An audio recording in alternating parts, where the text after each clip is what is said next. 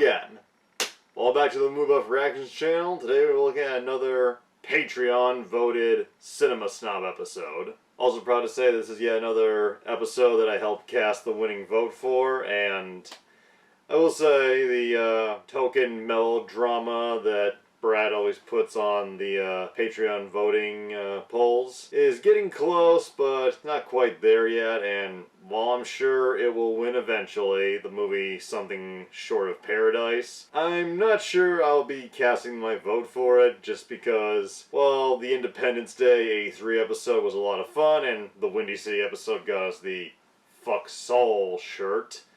The melodramas usually are my favorite picks, and I guess most of the other fan base feels the same way, because the past several polls, Brad's just been killing it with all the long overdue episodes, from The Burning to Cyborg to Texas Chainsaw Massacre 3, and today the movie is Phantasm, a film that I honestly am surprised it took Brad this long to get to.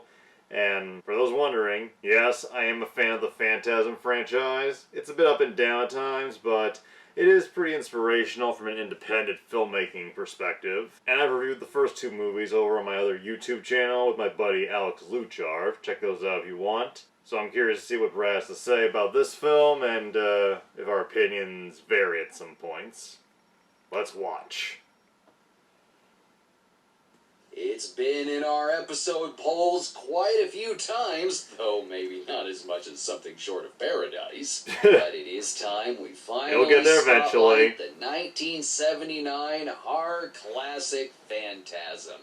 And wouldn't it be great if I was a jerk and just reviewed the sex comedy Phantasm instead? Should have expected that You're reference. spelled differently, other Phantasm. Phantasm 79 is the movie that made it hard for us to turn out the lights due to our fear of hearing a sinister voice shout, "Boy!" It's the movie that says there's worse things that could happen to you at a funeral home besides running out of tissues. This is a total Don Coscarelli project, who not only wrote and directed the film, but edited it and shot it as well. Yeah. It came about from him wanting to do a horror film, since his previous film, Kenny and Company, didn't do that well, but he loved seeing the audience reaction to a jump scare in that film, so he wanted more of that. This gave him a chance to do something that really channeled themes of teenage fear and his love of Ray Bradbury, old science fiction stories, and stuff like Dario Argento's Suspiria. So much so, he really did want to adapt Something Wicked This Way Comes, but those rights got sold to Disney. This was definitely an indie production in the most inspirational of ways. Coscarelli's dad helped fund it, his mom did some special effects and costuming,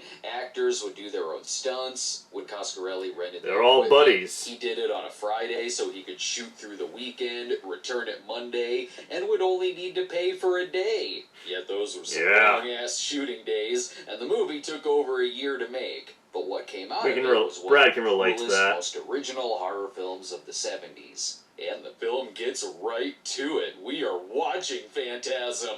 Again, not the 1976 one.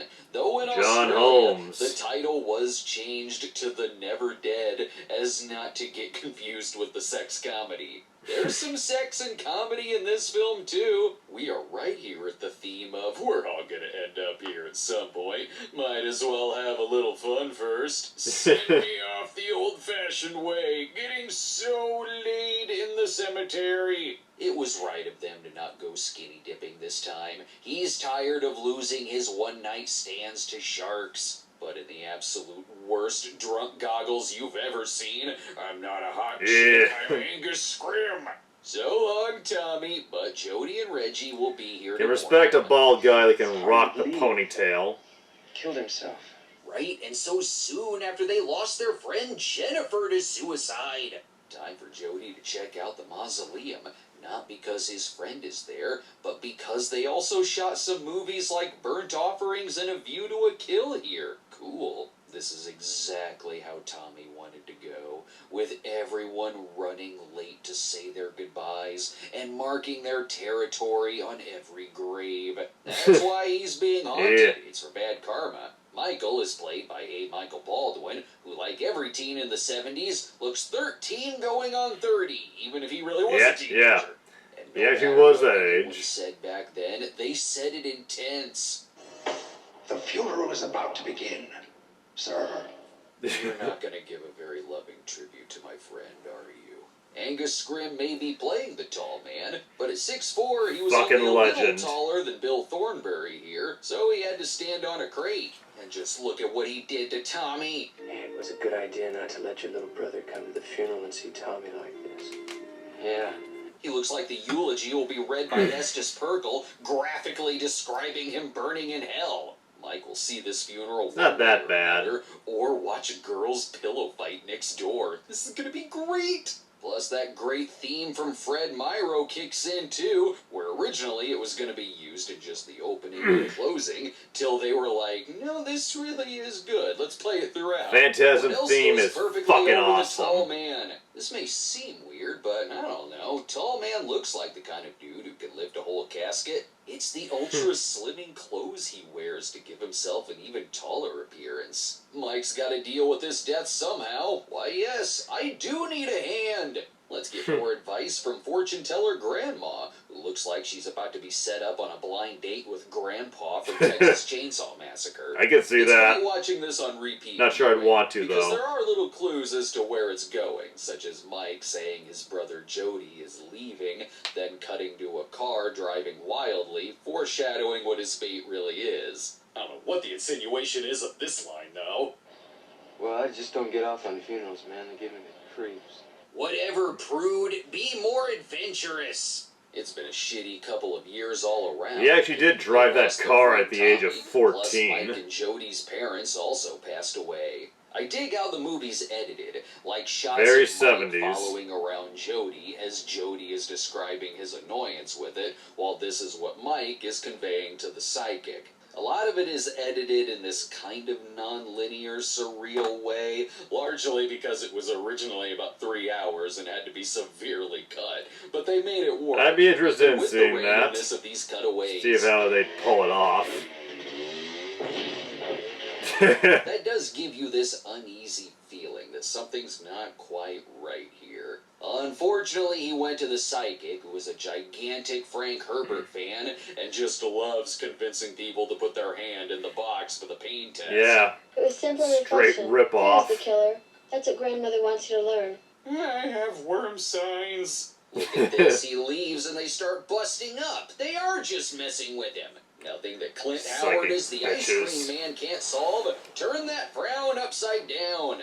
See, a lesser low-budget movie of the time would have just cut to a random band out of nowhere. I'm looking at you three on a meat hook. This one at least gives us Reggie Bannister and Bill Thornbury having a jam session. Though the way Reggie is dressed, you could have easily made this the Colonel Sanders low-budget movie cameo.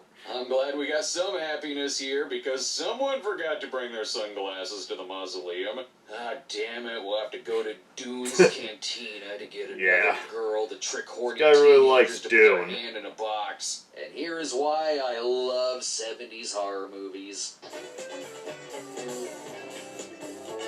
Because at some point there may be a scene where we get a disco version of the theme. There's still not a lot to do in this town, and Mike's already swiped all the playboys. Might This as guy is well really watch obsessed Charles with his Rocket brother. hit on some bar chicks. Look, you may be wondering why everyone is adamant about having sex at Morningside Cemetery. It is a lot Cemeteries can be a cleaner hot than the place. Motel 6. At least here the bodies are underground. At the motel, they're simply under the mattress, and it stinks. This is why I'm glad I'm an only child. I could bang in the cemetery in peace without my weirdo brother killing the mood. Yeah. and chased my This is a weird monsters before I scene. finish. What the heck? We'll go ahead and take a break so we can let Jody clean himself off. It didn't have to end this way. A trusted friend, neglected and lost. If only you'd known. About Slick 50 engine formulas. So protect the ones you love with Slick 50. the Interesting world's #1 commercial. selling engine treatments. Now that we're back, Michael, it's okay, come back. When you're older, you'll understand that Jawas running through the trees is what sets the mood. It's the 70s. What's out there? It was little and brown and low to the ground. And everyone talked in Sounds like a soft racist rock midget lyrics. joke. Makes sense. Angus Scrim was the stage name of Lawrence Rory Guy, a Grammy winner who wrote a ton of liner notes while working for Capitol Records. Though on screen he's famous for this character and one of the freakiest shots put in a movie, this being one of the first images Coscarelli thought of for it and used it in a lot of advertising. He still won't stop following That probably his brother, spoiled the though, moment. especially after he was just kicked out of Solaris Cantina. It's a shame. The bar may be the safest place in town. I remember doing that. Checking the slots. Oh great, every Stranger Danger movie I grew up watching. There's a little bit of a Fulci vibe in this too, only slightly less graphic. If Fulci did this, there would be a graphic decapitation of a mannequin in the store window. Here it's more simple. I think the breeze from Reggie's ice cream gives him extra nuts. You can kind of guess sometimes where some scenes may have gone if it was edited more linear, like this being a different day, but characters wearing the same clothing in a previous scene. And don't get I wear under the same car shirts when a lot of there's the tiny time. prankster Oompa Loompas running around, or vigilantes. Damn it, Bruce Willis! See, Yeah. he's fine. Cars were made with a lot more tinfoil back then. They have fun, even if they throw the neighborhood kids under the bus. Sure wasn't that retarded kid Timmy up the street? You know his name is Jimmy. Don't know what to do about this kid. Here he's about to break into a K's merchandise This because kid his is a- room doesn't have enough 70s. This kid has a lot of leeway. Time to see who's banging in Morningside now. You again, Dwayne Schneider. You horny old bastard. Gotta figure out some way to find the answers. Well, I'm sure all the mole people running around heard that. Let's Yeah. see here. Oh my god. How do you expect that to go Not over? a Fulci movie, so it's just a regular mannequin head. It's obvious what's going on here. These caskets are being fitted for a drug-running scheme to hide numerous henchmen in a Dolomite deal gone wrong. Mike's not even sure what he's doing here. He already decided days ago that he's definitely going to be cremated instead. Or ball to the head to drain his juices. In another of the most famous images of the film, and of the whole series, it's the flying ball of This death. earns the A pretty amazing legacy sequence reputation. Done very simply by throwing the ball and reversing the footage, and pulling it off of his head and reversing that footage too. The spheres were designed by Willard Green, who sadly passed away before the movie was released. These characters do remain very relatable. I am certain this would have been my you reaction cut out to the what piss just shot. happened. Have you seen my baseball? Like I said, this may seem weird, but doors were also notoriously made of tinfoil back then. He gets out of there when it's clear the helpers will not sing Shame him a YouTube song. forces him to But cut out the cuts off gore Tall moments. Man's fingers. Maybe that will make Jody believe him. Again, best reaction to this. Okay, I believe you. And I'm Great reaction. smoking Reggie's weed again. But you know biology. You cut off a finger, and it'll definitely transform. It's the Elmer from Brain Damage. You should let it do its thing. It's gonna give you a Little way cheesy better looking, high but it's than still Reggie's ice cool cream and ever inventive. did. But I don't think these particular worm fingers will be sewn back on. Speak of the devil. Hey guys. You have a lot of explaining to do, you son of a bitch. Hey, what's going on here? Yeah. Oh, I see you tried my gummy worm ice cream. The secret is the worms are made with radiation for that extra tangy glow. What the hell is going on? We're gonna solve this. Reggie's Cinema acting style wasn't quite Wade there yet. Bronson would want. Here, you keep that. Yeah, that's a great Decided to idea. give you your Christmas present early. Now about the rules. You don't aim a gun at a man unless you intend to shoot him. And you don't shoot a man unless you intend to kill him. No warning shots. Warning shots are bullshit. Exactly how many people has Jody killed? I'll take care of this tall. Fair question. Just relax. I'm gonna put a bullet bullet in his head, then we'll replace him with that nice Dan Aykroyd from My Girl. Oh, god damn it, Mike. You could have at least cleaned up the broken glass. I'm gonna cut my hand climbing into this thing. Stupid Mike didn't even turn on the light. Now we definitely know for sure this is Comic-Con. Yes, the dwarves are played by children in costumes, and yes, Must've been a fun it's gig. not lost on the filmmakers, they look like Jawas. It is just a coincidence. The movie was in production before Star Wars was even released, and they did consider changing the color of the robes, till they were like, screw it, these are better than Jawas. These creatures know how to drive a stick shift and have a kick-ass Fleetwood Mac 8-track collection. Oh, very funny, Mike. Leave your geeky robe shit at home. You know I went to see Damnation Alley instead. I love these two just for their reactions alone. There was nobody driving. Crazy how much this kid got to do The dwarves driving the drive car like and the shit. little rascals. One to use their hands on the pedals, and another to control the steering wheel. Plus, when it crashes, we can eat good tonight.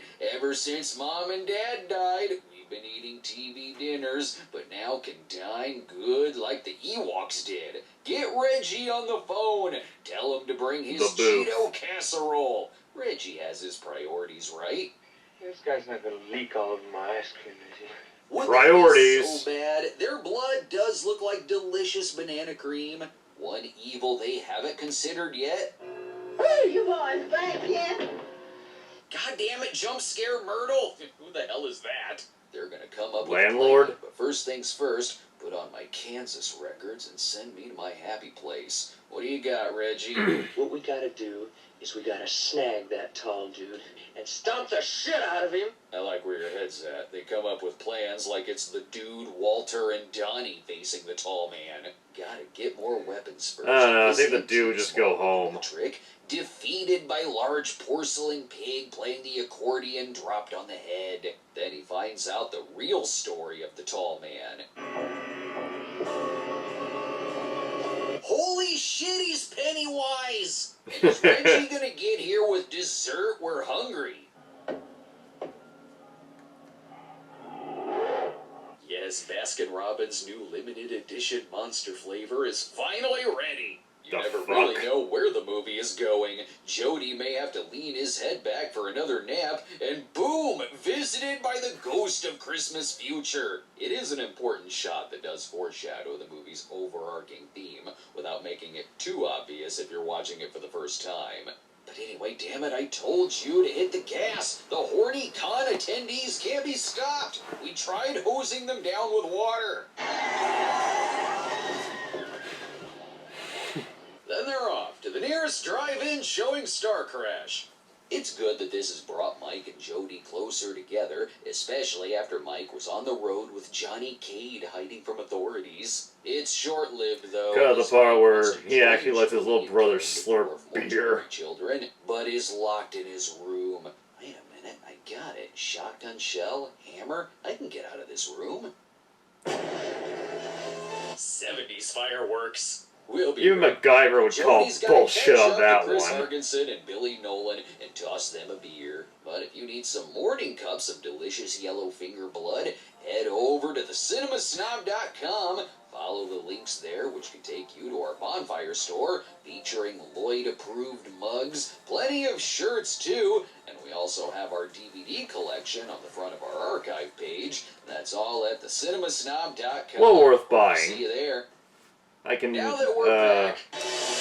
vouch for it. I've been waiting for you. Excellent. Bicycle repairman has brought him back his bike and a stack of porn.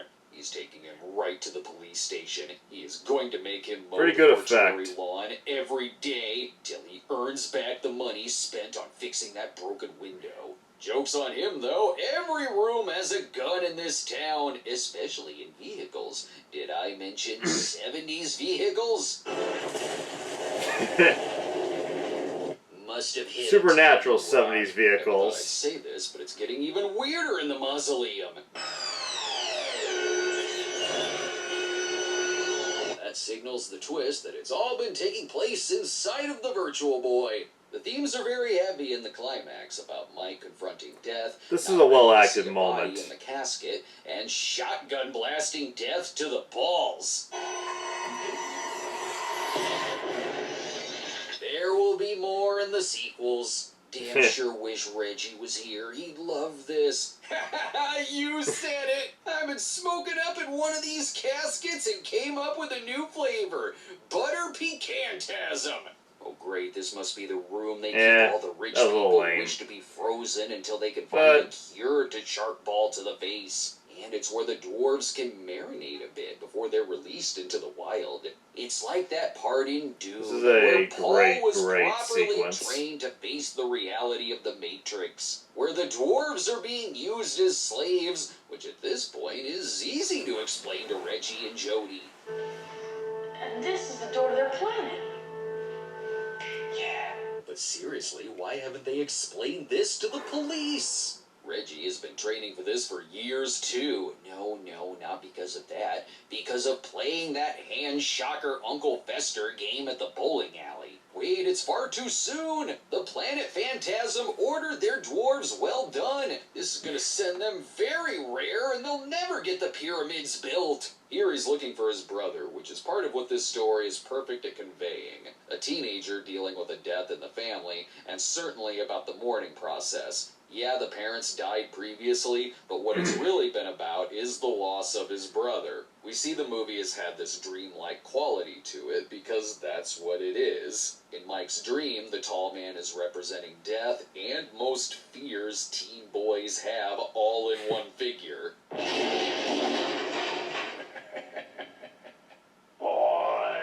And it left him with the most fun line in the movie. Boy! It is like a last adventure with his no one can do it like Angus Only in a Scrimm. dream can he actually defeat death, yet still no longer fear it by the end. It is a scary-ass movie. I don't know about you, but I don't want to be walking alone through the trees and have the tall man pop up out of nowhere at me. Even when I don't want to walk through the trees at night, period. His brother beating death, and then waking up and confronting and accepting that Jody died in a car accident. The reveal is a big gut punch because, man, Jody's a likable character in this. Bill Thornbury is perfectly cast as older brother cool. There is acceptance here, like Reggie taking care of him and the two planning a trip together, but while death may have been in the dream, it is very much real and lurking around the corner, and you can't defeat it here. Sorry, Freddy was busy pulling Nancy's mom through a window. You're gonna have to hang out with Tall Man for a while. God, this is a great movie that still holds up. It's creepy as hell, full of lasting imagery, is significantly deeper than one might expect, and definitely relatable. Plus, with the budget being small and the word of mouth being good, it made a hell of a profit at the box office. Damn right. It's gonna be a franchise with 4 sequels. In the meantime, when I pass away, I've already got a plan. No, not cremation. I'm already short enough to be one of the dwarves. I'll just join them.